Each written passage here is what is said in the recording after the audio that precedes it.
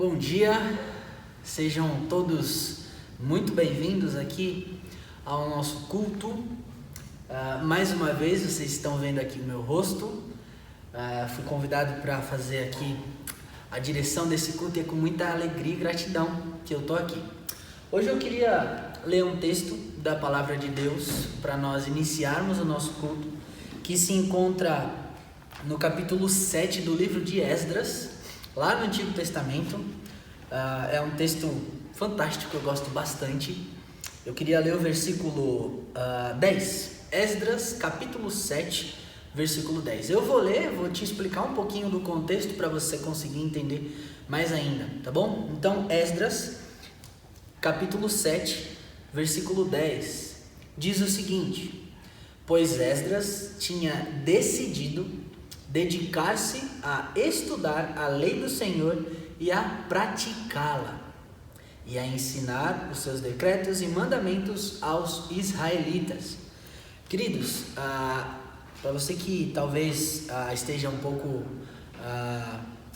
que não tenha um conhecimento assim do livro de Esdras e tudo mais, o contexto é o seguinte: o povo havia sido levado cativo e agora então eles estavam voltando desse cativeiro. E Esdras então decide, conforme que nós lemos aqui, se dedicar a estudar a lei do Senhor e a praticá-la, e o texto continua, e a ensinar esses decretos e mandamentos àquele povo. Por quê? Porque aquele povo tinha ficado muito tempo no cativeiro, talvez tinham perdido o contato com a lei, com todas as questões que eram importantes para eles. Então esse homem, Esdras, decide se dedicar para ensinar essas pessoas. E a minha ideia com esse texto aqui é te mostrar da importância que nós devemos dar para a leitura da palavra de Deus, porque o texto diz que Esdras tinha dedicado a estudar isso. Como é que você estuda a lei do Senhor? E aplicando aqui nos nossos dias, como é que você estuda a palavra de Deus? Lendo. Você só vai conhecer a palavra de Deus quando você lê. Então o meu desafio para você é: dedique-se à leitura da palavra de Deus. Estude a palavra de Deus. Isso é muito importante para a tua vida. Porque 2 Timóteo 3, 16 e 17 vai dizer o quê? Toda a escritura é inspirada por Deus e ela é útil para o conhecimento, para o ensino, para a repreensão, para a instrução do homem, né, do ser humano na própria palavra. Então a minha ideia com esse texto aqui, para a gente passar aqui ao louvor que irá nos conduzir, é: leia, dedique-se, ensine pessoas, conheça a palavra de Deus. Amém? Equipe de louvor, é com vocês. Obrigada, Lucas. Bom dia, igreja. É muito bom poder estar mais uma vez aqui adorando ao Senhor junto com vocês. E essa primeira música que nós vamos cantar, ela fala sobre nós reconhecermos a grandeza do Senhor na nossa vida, né? A importância dele em nós, o valor dele em nós, né? E se nós temos hoje algo na nossa vida que tem valor e que nós consideramos algo muito valioso, é importante a gente lembrar e saber que Deus, ele vale muito mais do que isso. Deus, ele é muito mais precioso para nós do que isso, né? Porque é Ele quem nos dá o privilégio e a oportunidade de vivermos as coisas, de termos as coisas, né? Tudo vem dele e é tudo para Ele e para a glória dele, né? Que nós possamos cantar isso para Ele agora, nessa manhã.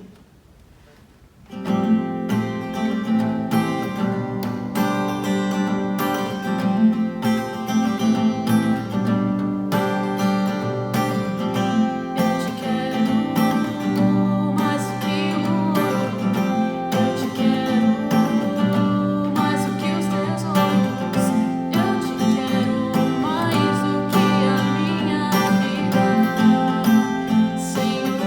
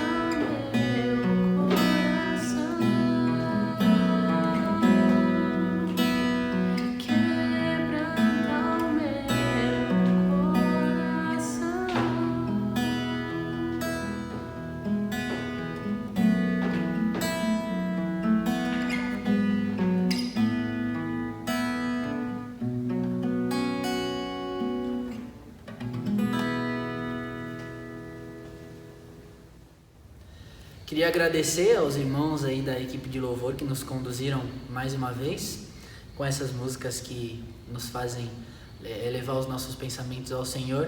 E agora passamos aí a palavra então ao pastor Frido, que irá nos conduzir à ministração da palavra. Pastor Frido, Deus abençoe.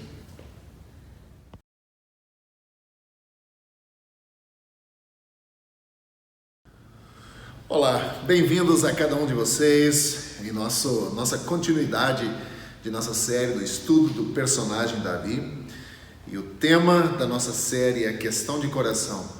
E o personagem Davi, ele abre uma janela para a vida dele, através da qual enxergamos ele caminhando, tomando decisões, também vivendo. E essa janela para o coração de Davi tem sido muito importante nessas últimas 5 semanas, onde nós vemos também a graça de Deus se revelando na vida de Davi. Nessa manhã, a história que temos diante de nós, bem que poderia ser a história de cada um de nós, de qualquer um de nós, porque é notavelmente comum. Essa história é muito bem conhecida e é uma imagem incrível da vida em um mundo caído. Nós vivemos num mundo que é sujeito ao pecado, nós vivemos num mundo onde temos luta contra o pecado, onde nós temos uma inclinação natural ao pecado, à tentação. E essa é uma história muito comum da vida em um mundo caído, como eu já disse. E aqui nós encontramos Davi na sua vida de fuga.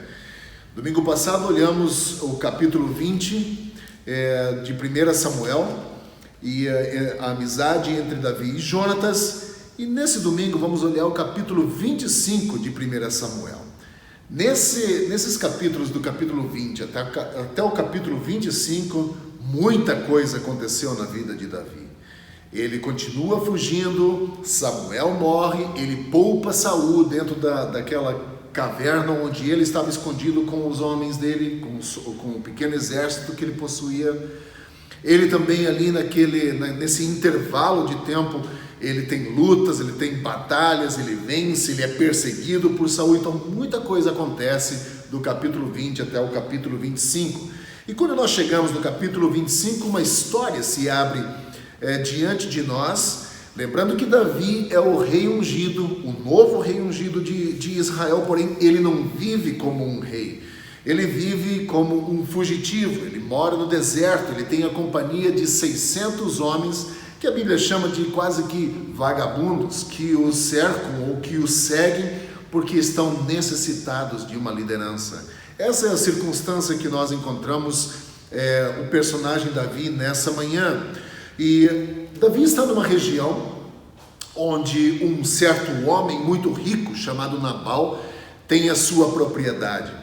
E Davi resolve ou decide proteger a propriedade desse homem rico. Então ele tinha bastante rebanhos, e Davi passa então boa parte do seu tempo e os seus soldados, o seu exército, pequeno exército de 600 homens, protegendo esses pastores, as suas plantações e tudo mais. E era costume da época de que se uma pessoa protegesse a sua propriedade, ela teria direito também a receber um sustento para que você continuasse a oferecer esse trabalho e também se sustentar.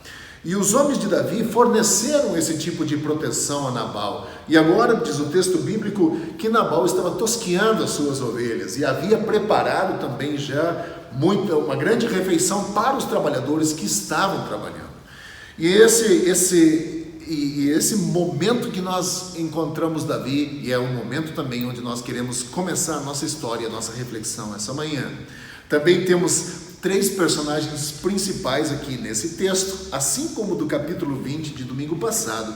Mas vamos olhar um pouco sobre esses 3 personagens principais. O primeiro é Nabal, esse homem rico. O segundo é o próprio Davi. E o terceiro é a esposa de Nabal, que se chama Abigail. Portanto, o texto dessa manhã é bastante interessante nesse aspecto, e eu gostaria de começar a ler então no versículo 4 do capítulo 25. Vamos do capítulo 4, do versículo 4 até o versículo 8 do capítulo 25 nesse primeiro momento. Diz assim o texto: no deserto, Davi ficou sabendo que Nabal estava tosqueando as ovelhas. Por isso, enviou 10 rapazes, dizendo-lhes: levem minha mensagem a Nabal, em Carmelo, e cumprimentem-no em meu nome. Digam-lhe longa vida para o Senhor, muita paz para o Senhor e sua família, e muita prosperidade para tudo que é seu. Sei que você está tosqueando suas ovelhas. Quando seus pastores estavam conosco, nós não os maltratamos, e durante todo o tempo em que estiveram em Carmelo, não se perdeu nada que fosse deles. Pergunte a eles, e eles lhes dirão. Por isso, seja favorável, pois estamos vindo em época de festa. Por favor, dê a nós, seus servos, e ao seu filho Davi, o que puder. Esse é um pedido humilde de Davi. Davi faz uma solicitação. Ele não é um homem que reúne o seu exército e desce em direção à propriedade de Nabal, fazendo exigências e ameaças. É um pedido simples, um pedido humilde, respeitador e equilibrado. O que você espera quando você faz um pedido assim? Um pedido equilibrado, respeitador e honesto. O que se espera é que a resposta também seja adequada, seja equilibrada. E é isso que muitas vezes nós esperamos, e é isso que a gente esperaria aqui desse texto. Portanto, o primeiro personagem diante de nós é Nabal. O senhor rico, com muitas posses, porém com um significado muito interessante do seu nome. O significado de Nabal é tolo. Alguém que não leva em consideração as coisas, que age de forma precipitada. Esse é o que significa o nome de Nabal. Mas o que chama mais atenção é que Nabal é descendente de Caleb. Caleb foi um dos grandes generais junto com Josué, mesmo não sendo israelita, mas junto com Josué, operando debaixo da graça do Senhor por muitas batalhas e muitas realizações que fizeram no Antigo Testamento. E aqui temos Nabal. Esse pedido que Davi faz, Nabal justifica o nome dele com a resposta que ele dá. Ele justifica isso. Pense em que você faria no lugar de Davi, se você recebesse esse tipo de resposta. Vejam o que diz o versículo 10. Agora os empregados de Davi receberam a resposta de Nabal, ou levaram a mensagem de Davi a Nabal, e agora Nabal está respondendo. Veja o que Nabal diz no versículo 10. Quem é Davi? Quem é esse filho de Jessé? E é interessante que Nabal não está pedindo informações a respeito do personagem Davi.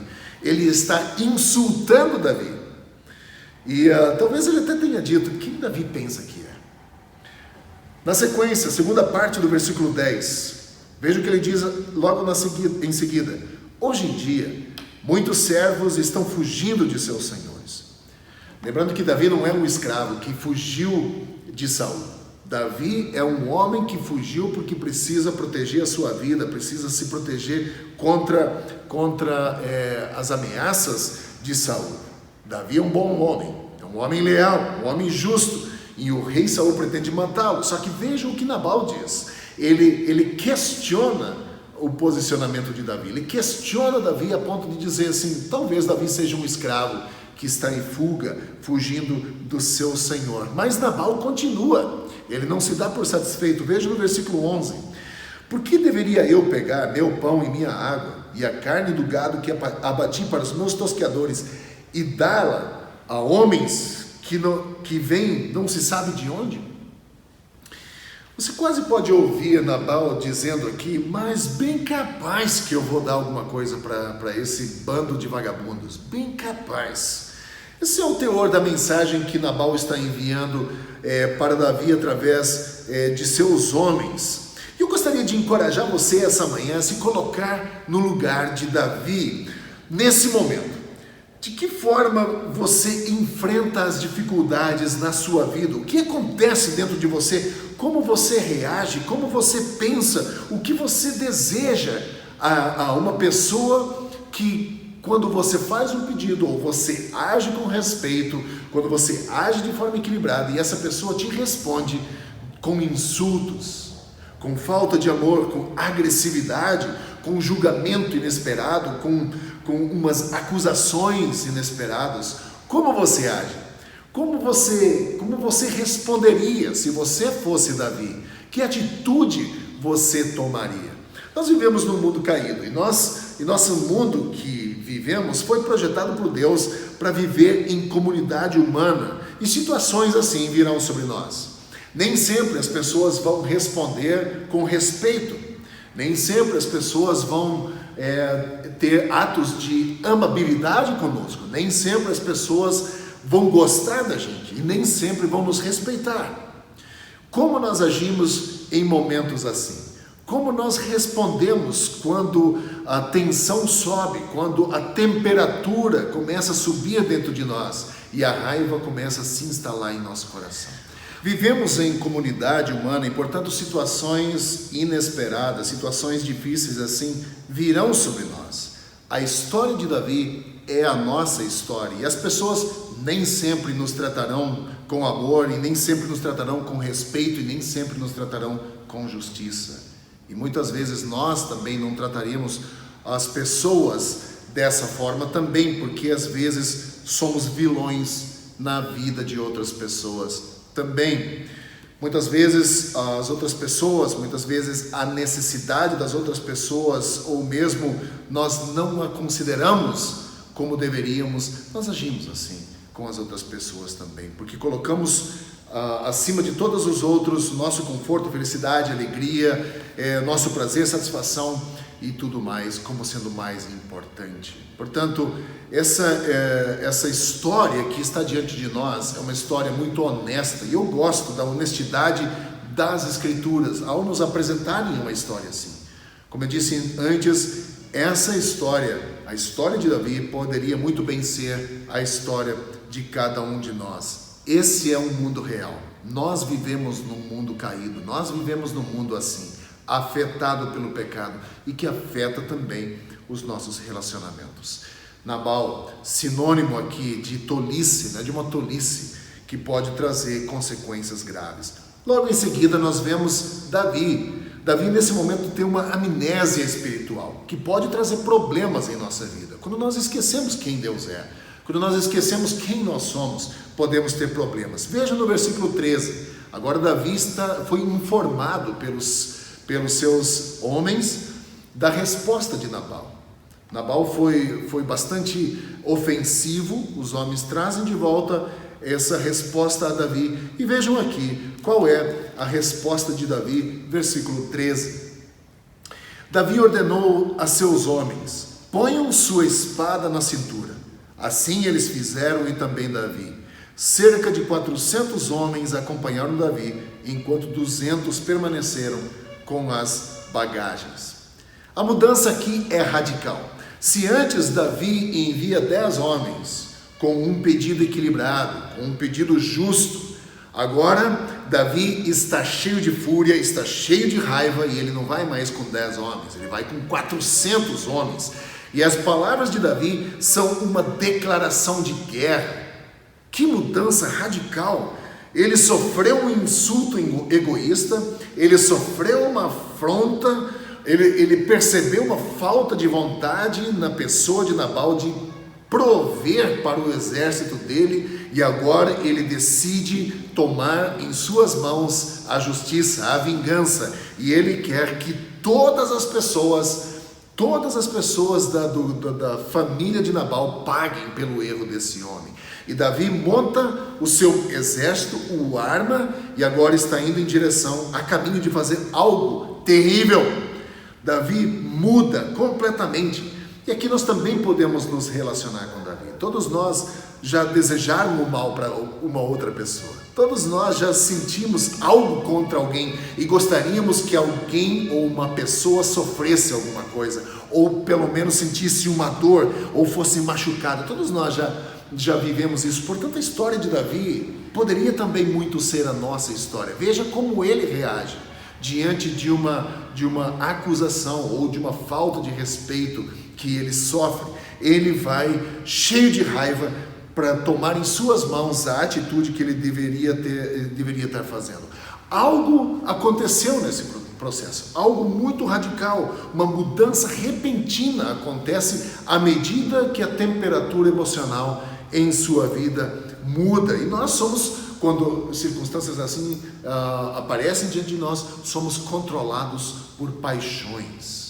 Não mais a paixão que vem de Deus, o amor que vem de Deus, mas agora por paixões humanas. Somos alimentados por esses desejos humanos de nos vingar, de fazer algo contra aquela pessoa que nos ofendeu. Nós estamos falando aqui há várias semanas sobre questão de coração.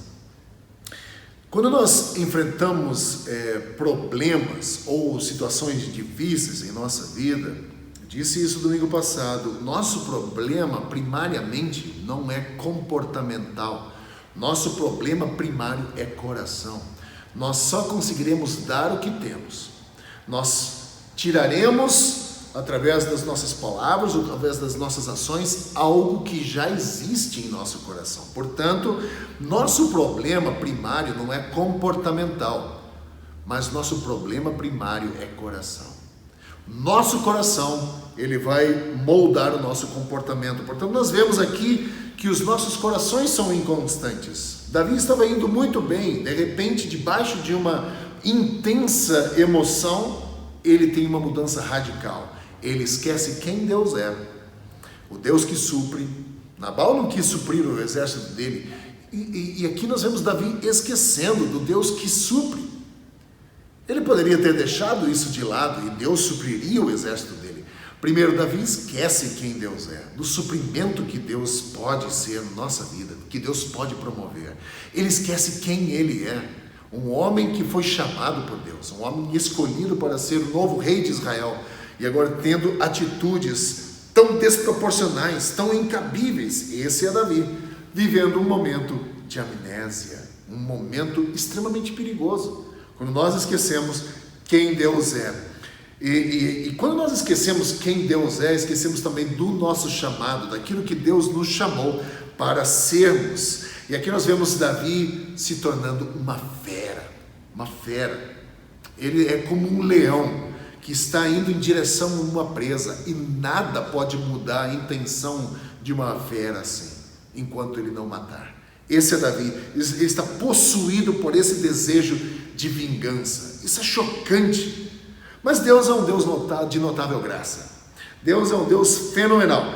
E vamos ver uma terceira personagem que entra na história e que nós encontramos no versículo 14. Aqui vemos um dos servos de Nabal, ele vê tudo o que acontece e ele vai e conta para Abigail. Versículo 14. Um dos servos disse a Abigail, mulher de Nabal: do deserto Davi enviou mensageiros para saudar o nosso Senhor, mas ele os insultou. No entanto, aqueles homens foram muito bondosos para conosco, não nos maltrataram, e durante todo o tempo em que estivemos com eles nos campos, nada perdemos. Dia e noite eles eram como um muro ao nosso redor, durante todo o tempo em que estivemos com eles cuidando das ovelhas. Agora, leve isso em consideração e veja o que a senhora pode fazer, pois a destruição paira sobre o nosso Senhor e sobre toda a sua família. Ele é um homem tão mau que ninguém consegue conversar com ele. Esse é um dos servos.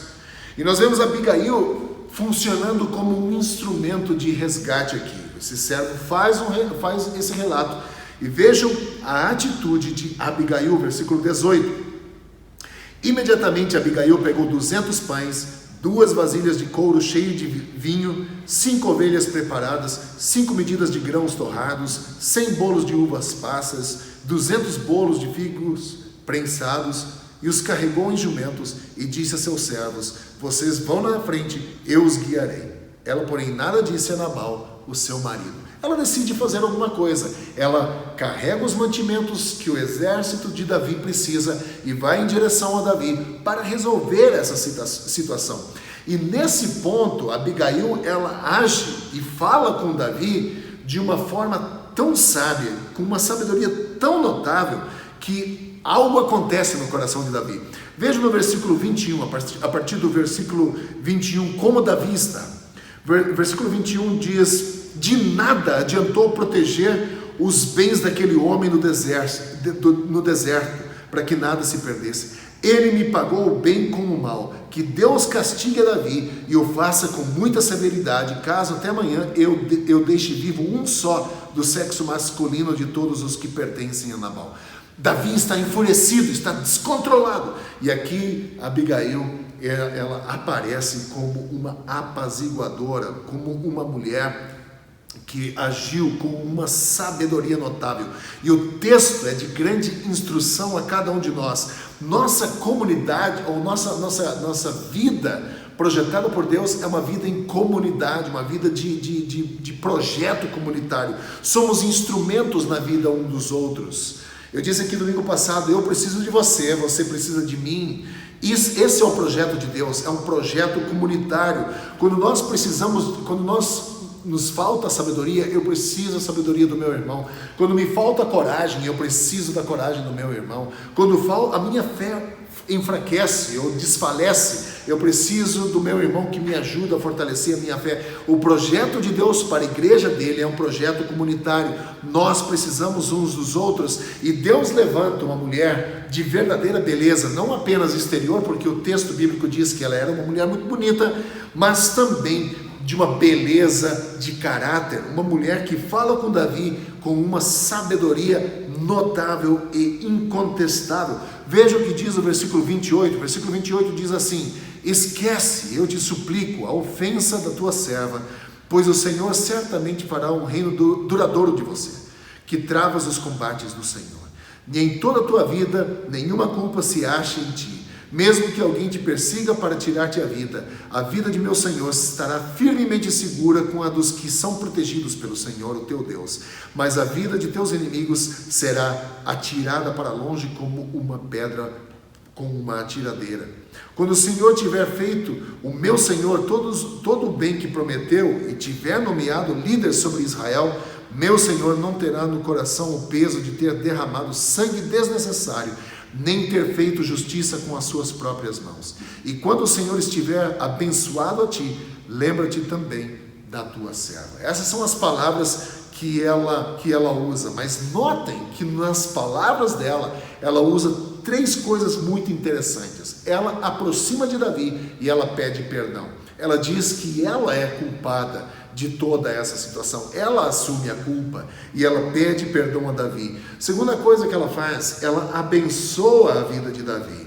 Ela diz palavras de bênção, que o Senhor certamente fará um reino duradouro de ti. Ela abençoa a vida de Davi. E a terceira coisa que ela faz, ela lembra Davi das bênçãos que o Senhor havia prometido sobre a vida dele. E ao lembrar Davi das promessas do Senhor, Abigail faz mais uma coisa, apela à consciência de Davi. Você não quer, diz ela no texto, você não quer que esse sangue fique em suas mãos, ou esteja em suas mãos. Você não quer ir ao trono com essa culpa em suas mãos, por ter se vingado, por ter feito essa atrocidade. Eu não consigo pensar aqui numa resposta mais sábia do que essa. Perdão, encorajamento e apelo à consciência. É isso que Abigail aqui faz. Agora, o que isso tudo nos mostra aqui nesse texto que acabamos de ler? Nos mostra que Davi não estava sozinho em nenhum momento dessa caminhada, da jornada dele. Em todos os momentos, a graça de Deus foi se revelando sobre a vida de Davi. Em todos os momentos, Deus sempre levantou alguém para que puxasse Davi de volta para aquele caminho que ele deveria caminhar.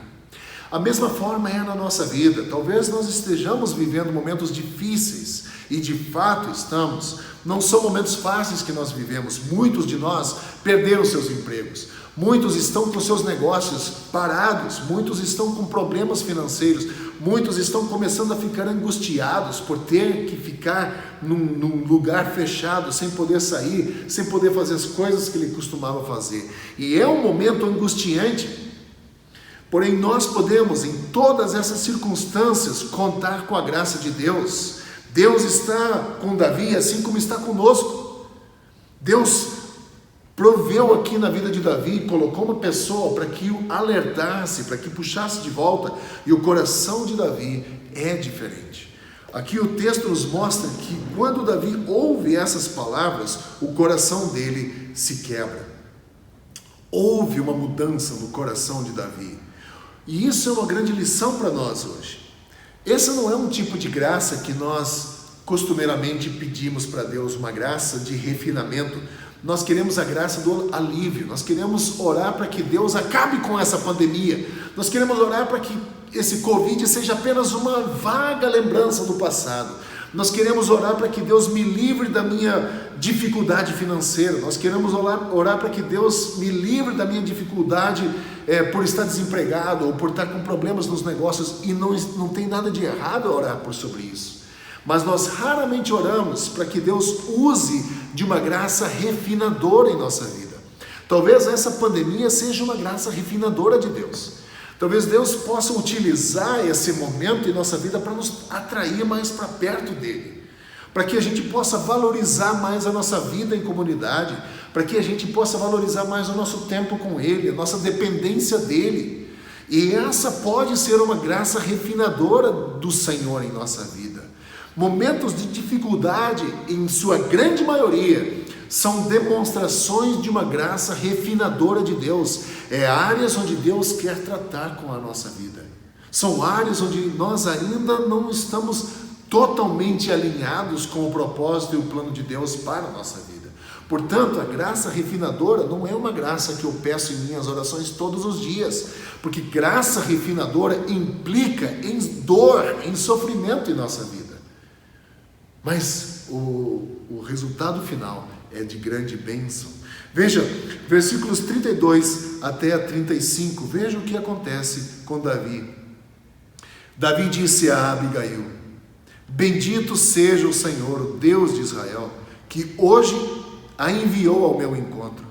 Seja você abençoada pelo seu bom senso e por evitar que eu hoje derrame sangue e me vingue com as minhas próprias mãos. Basicamente o que Davi está dizendo: você é um instrumento de livramento em minha vida.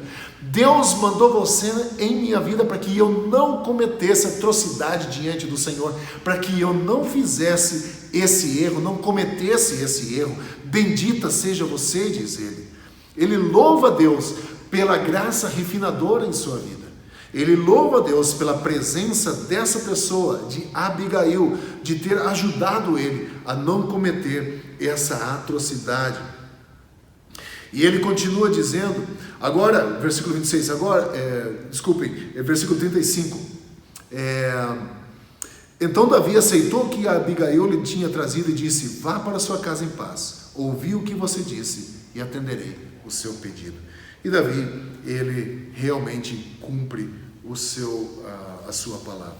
Esse é um tipo de graça, volto a dizer, que nós costumeiramente não oramos para ter. É uma graça que nós necessitamos em nossa vida, um trabalho de Deus, e Davi nesse momento precisava profundamente ser resgatado. E Abigail é essa imagem de uma mulher que através da sua sabedoria resgata Davi de volta, traz Davi de volta sobre os seus pés, lembra Davi quem ele é, lembra a Davi quem Deus é, das promessas de Deus em sua vida, e apela para a consciência de Davi para que ele não cometa uma atrocidade dessa. Deus envia sua serva para resgatar Davi. Que imagem bela do Evangelho aqui nós temos. Nós somos como Davi, que às vezes esquecemos de Deus e precisamos desesperadamente sermos salvos de nós mesmos, porque Davi não precisou ser salvo de Nabal, Davi precisou ser salvo de si mesmo. E a mesma coisa de nós precisamos ser salvos do nosso pecado. E o que Deus faz? Deus envia um resgatador, que é o nosso Senhor Jesus Cristo, que sofreu os estragos dessa vida no mundo caído. Ele sofreu nesse mundo caído, viveu uma vida perfeita, enfrentou nossos pecados através da sua morte, ressuscitou dentre os mortos, venceu o pecado e a morte, para que o nosso ponto de necessidade, que é o resgate, a salvação do nosso pecado, a libertação desse pecado pudesse ser uma realidade. Esse resgate não é apenas para perdão de pecados do nosso passado, também não é um resgate nos preparando para uma vida no futuro, é um resgate para o aqui e o agora, daquilo que nós enfrentamos no nosso dia a dia, é graça para o dia de hoje. Meu desejo é que você aprenda ou tire lições dessa história do capítulo 25. Mostra Nabal, um homem insensato que age de acordo com a sua insensatez. Nós vemos Davi, que por um período curto de tempo tem uma amnésia, esquece quem Deus é, e nós vemos o resultado. Se enche de fúria, vira uma fera, uma besta que está disposto a derramar sangue. E nós vemos Abigail, que de uma forma sábia, ela endereça a questão, ela consegue desviar o furor de Davi e consegue resgatar Davi, de novo colocando-o sobre os seus pés. É assim que Deus age. Essa é a graça radical de Deus. É assim que Deus faz. Deus não abandona os seus. Eu queria encorajar você essa manhã. Do que você precisa ser resgatado? Talvez nessa manhã você necessite de resgate. Talvez você esteja angustiado nesse dia, por conta da circunstância em que nós estamos vivendo. Talvez você olhe para os seus irmãos e você se sinta desamparado. Talvez você esteja desamparando os seus irmãos. Mas todos nós, enquanto seres humanos, precisamos ser resgatados de nós mesmos, do nosso orgulho, da nossa autossuficiência, da nossa justiça própria, do nosso próprio padrão de moralidade, de justiça. Nós precisamos ser resgatados disso, para que a luz de Cristo possa brilhar em nossa vida. O Senhor Jesus está disponível, Ele está conosco, essa é a promessa dele. Diz: eis que estou convosco todos os dias, até o fim dos tempos. Jesus está conosco, o nosso resgatador está conosco, para momentos assim, quando a temperatura da nossa vida aumenta, quando nós não sabemos o que fazer, ou quando nós desejamos tomar em nossas mãos algo que não nos pertence. É Deus que vai agir, e Deus é que vai lidar com essas questões, não é o meu papel.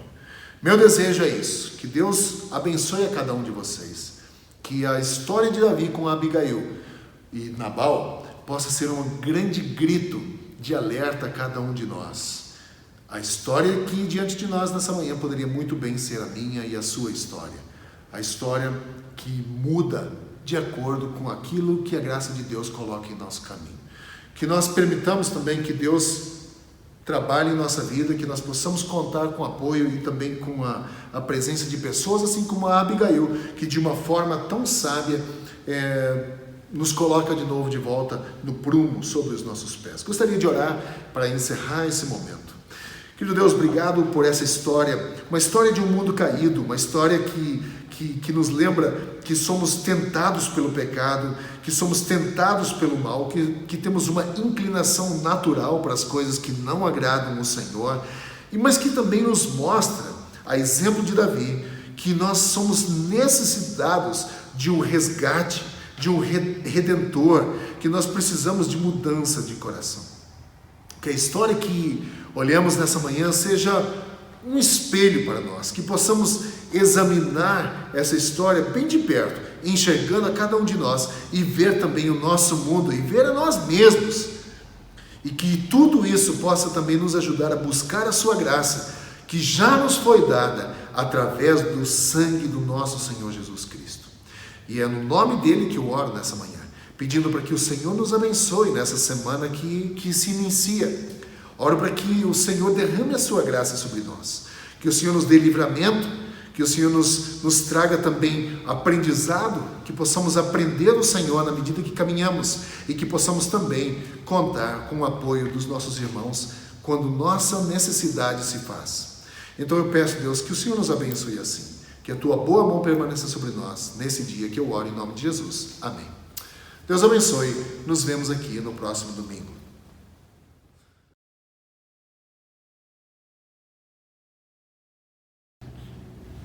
Irmãos, vamos passar agora ao momento da ceia, que é extremamente importante que nós façamos juntos, mesmo que separados. E eu queria ler um texto que eu sempre gosto de ler quando nós falamos de ceia do Senhor e tudo o que acontece. Esse é o texto de Hebreus capítulo 9, se você se sentir à vontade aí para abrir. Hebreus capítulo 9, eu queria ler o versículo 16 e o versículo 17, que é bem importante, e vocês vão entender o porquê de eu estar lendo esse texto. Hebreus capítulo 9, versículo 16 e 17 diz o seguinte: no caso de um testamento, é necessário que se comprove a morte daquele que o fez, pois um testamento só é validado no caso de morte, uma vez que nunca vigora enquanto está vivo quem o fez. Eu não sei se na cabeça de você já conseguiu entender o que esse texto está dizendo.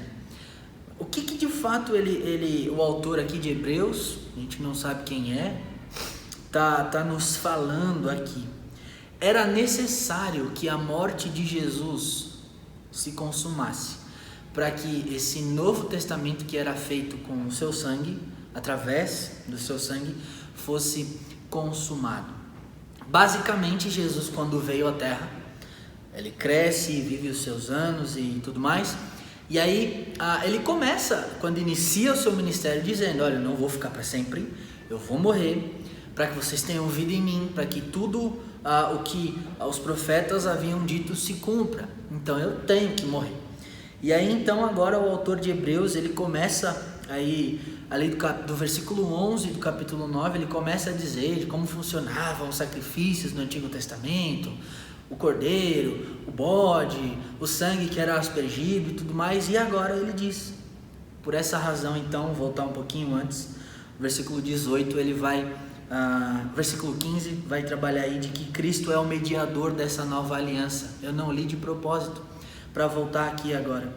E o que seria esse mediador? É alguém que fica entre as partes. Então Cristo é quem fica entre nós e Deus, mediando isso, essa nova aliança. Então dessa forma, Jesus morrendo, consumando essa nova aliança no seu sangue, como ele diz quando está sentado à mesa ali com os seus apóstolos. Esse é um cálice da nova aliança, que é dado em favor de vocês. Façam isso até, o apóstolo Paulo vai dizer em 1 Coríntios 11, até que ele venha. A gente não sabe quando Cristo vai voltar. Seria muito bom se fosse o quanto antes, mas enquanto ele não volta, então queria que nós participássemos juntos, mais uma vez, mesmo que separados, aqui da ceia, relembrando, porque a ceia é um memorial, relembrando o que de fato Jesus fez. Como diz o texto, era necessário que se comprovasse a morte dele. Então, comprovada a morte, Jesus morrendo, sendo trucidado, esmagado literalmente na cruz, então essa nova aliança começa a valer. É como se Jesus tivesse pegado o sangue dele, pegado aqueles anéis da antiguidade e selado a carta. É exatamente isso que o sangue de Jesus faz. Então dessa forma, eu tenho aqui o suco representando o sangue de Jesus separadinho, e o pão aqui. Já peço a você que pegue aí o pão e já fique preparado. Eu vou orar aqui por esses elementos e pedindo que de fato o Senhor nos guie. E uma observação muito importante: quem participa da ceia? Nós sempre gostamos de falar. Quem participa? Participa da ceia todo aquele que é convertido em Cristo Jesus. Se você é uma pessoa que se entregou a Jesus, tem Jesus como o seu Salvador e como o Senhor da tua vida, entende que se você fechar os teus olhos agora, você vai abrir os olhos ao lado de Jesus. Participe conosco. O apóstolo Paulo dá algumas orientações muito importantes. Se você tem pecados, se você tem que se acertar, se acerte para tomar a ceia. E o legal da gente estar gravando é que você pode pausar, você pode refletir aí sobre a tua vida, algumas coisas, se acertar, mas não faça a ceia de qualquer jeito. Não tome a ceia para a tua condenação, como diz 1 Coríntios 11. Então dessa forma eu quero orar por esses elementos. Já fique aí com o seu pão na mão e o suco também. E aí então a gente ora aí e participa juntos, tá bom? Senhor, em nome de Jesus eu entrego aqui esses elementos ao Senhor, não como uma forma mágica ou como algo que perdoa pecados, porque ceia não perdoa pecados. Quem perdoa pecados é o Senhor. E que esse tempo aqui, Deus, possa ser um tempo onde nós relembremos o que o Senhor fez na cruz por nós. Porque que a tua palavra é muito clara quando fala de ceia. A ceia é um memorial que nós fazemos até que o Senhor venha. E enquanto o Senhor não vier, nós vamos fazer, seja uma vez no mês, como de costume, como nós fazemos, ou algumas vezes a mais, né, como a gente também gosta de fazer. Que esse tempo aqui, Deus, seja um tempo onde os nossos corações estejam ligados totalmente a Ti, Deus. Se há alguma falha em nós, se há algum pecado em nós, que há sim pecado em nós, e eu posso falar por mim, que sou pecador, ajuda, Deus, nos ajuda a corrigirmos isso no Senhor. Nos ajuda a entregarmos esses pecados aos pés da Tua cruz, Deus. Sejam os pecados, talvez como nós gostamos de dizer, os grandes pecados, mas também, Deus, os pecados sutis. Os pecados que muitas vezes a gente acha que não é pecado. Como, por exemplo, ter inveja, ou fofocar, ou falar mal de alguém. Não, Deus, que todos os pecados, desde os maiores até os menores, sem divisão de pecados, sem um melhor do que o outro ou pior do que o outro, não, Deus, que esses pecados, Deus, possam ser colocados aos pés da Tua cruz e que o Senhor nos perdoe, Deus. Por favor, o Senhor conhece o meu coração, o Senhor conhece o coração dos que estão escutando isso aqui e que de fato, Deus, nós possamos cada vez mais estar ligados à videira verdadeira que é o Senhor. E que isso que nós vamos fazer aqui agora não seja feito de qualquer forma, mas que seja feito com o coração completamente entregue ao Senhor. Dessa forma eu oro em nome de Jesus, pedindo a Tua direção sobre a vida de cada um que vai participar da ceia. Em Cristo eu oro. Amém. Querido, querida, dessa forma, queria que você pegasse o pão, olhasse aí para ele e lembrasse que isso aqui representa o corpo de Jesus, que foi ali literalmente destruído naquele madeiro. Um corpo de um homem que morreu em nosso favor, em nosso lugar, sem precisar, para nos trazer algo fantástico, que é a graça de Deus, algo que a gente não merece, mas por amor de Jesus Cristo, o homem perfeito, 100% homem, 100% Deus, morre em nosso lugar. Então dessa forma eu queria que você, junto comigo, participasse do pão, relembrando do corpo que foi literalmente destruído na cruz. Podemos participar.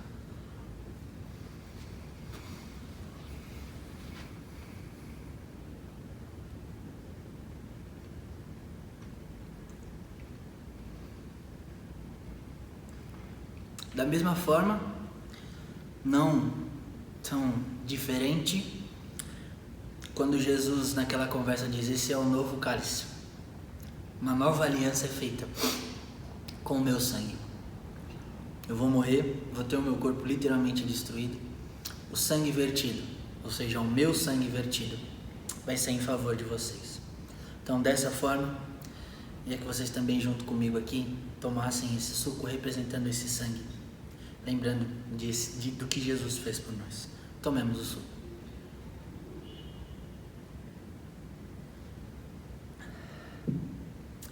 Senhor Jesus, te agradeço, Deus, porque o Senhor um dia resolveu abrir mão de toda a sua glória, como diz lá o texto de Filipenses, e veio ao nosso encontro, mesmo quando ainda nós éramos pecadores, afastados completamente da Tua graça e vivendo de forma completamente deplorável, literalmente.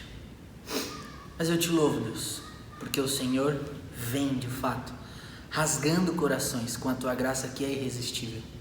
E hoje, Deus, nós podemos aqui participar desse momento da ceia, relembrando do que o Senhor fez por nós. Muito obrigado, Deus. Nós não merecíamos, nós não éramos e nem somos dignos de tal favor, mas por amor o Senhor assim o fez. Então eu te louvo e te agradeço por essa oportunidade de comer esse pão representando o Teu corpo, de tomar esse suco representando o Teu sangue. E é com muita alegria e muita gratidão que eu participo desse momento, Deus. Muito obrigado. É em nome de Jesus que eu oro agradecido, sempre com gratidão no coração. Amém. Deus te abençoe.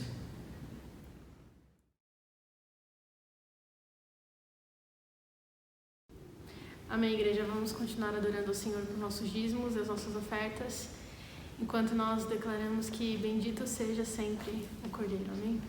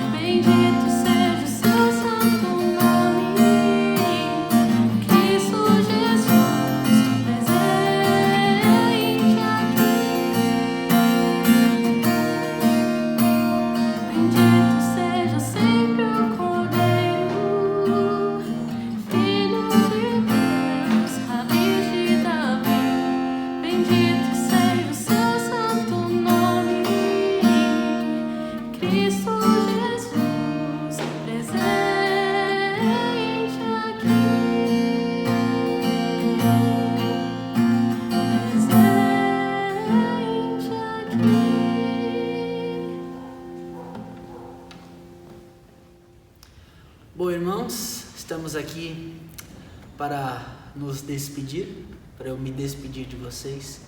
Eu queria então orar, louvando e agradecendo ao Senhor por toda a colaboração que os irmãos têm feito com os dízimos, com as ofertas. De fato, como eu falei aí alguns vídeos atrás, isso tem sustentado o reino e a gente louva a Deus por isso. Então, dessa forma, eu queria orar por esses dízimos, por essas ofertas. Queria orar por você também, para que a gente possa encerrar esse culto. Então, se você se sentir à vontade, feche aí os seus olhos, que eu vou orar e nós nos despedimos, tá bom? Senhor, em nome de Jesus, eu te louvo e te agradeço, Deus, pela vida da IELSP. E é com muita gratidão no meu coração que eu faço essa oração, pedindo, Deus, muito obrigado por cada irmão, por cada irmã que tem entendido que faz parte disso e por fazer parte, colabora com dízimos, com ofertas para os missionários ou para alguma determinada ação que aconteça na igreja. Muito obrigado, Deus, por cada um. O Senhor conhece cada coração, o Senhor sabe como funcionam a vida de cada irmão com relação a salários, com relação a todos os recursos que tem. Então, dessa forma, Deus, que não venha a faltar. E se porventura, Deus, se por algum motivo faltar, que nós como igreja possamos nos unir e ajudar essas pessoas, como constantemente temos feito aqui com relação às cestas básicas, Deus. Isso também faz parte da doação. Então eu te louvo e te agradeço, Deus, por esses corações que de fato têm colaborado com a tua obra, lembrando a tua obra, não nossa.